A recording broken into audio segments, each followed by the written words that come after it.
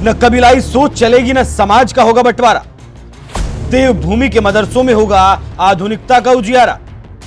मदरसों की रूढ़िवादी शिक्षा पर सरकार ने किया प्रहार। वैज्ञानिक सोच और शिक्षा बच्चों का असली अधिकार। 1 जुलाई की तारीख नोट कर लो, होगा बड़ा ऐलान।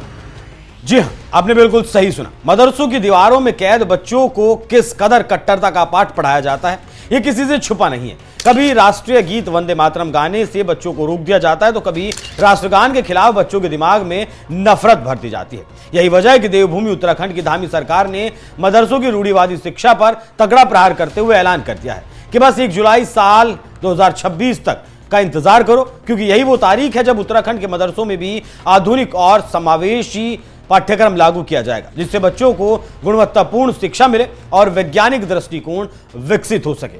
तो पहले से मदरसा बोर्ड था, उसमें चूंकि जो राज्य का हमारा शिक्षा बोर्ड था, उस शिक्षा बोर्ड के द्वारा जो निर्धारित पाठ्यक्रम था वो पाठ्यक्रम नहीं पढ़ाया जाता था।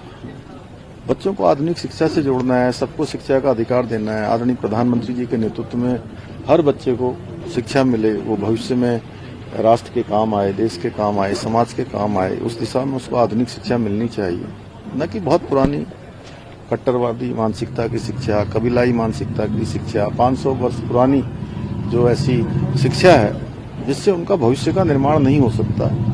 तो उनको समाप्त किया है, मदरसा बोर्ड समाप्त करने का निर्णय लिया है 1 जुलाई 2026 के बाद।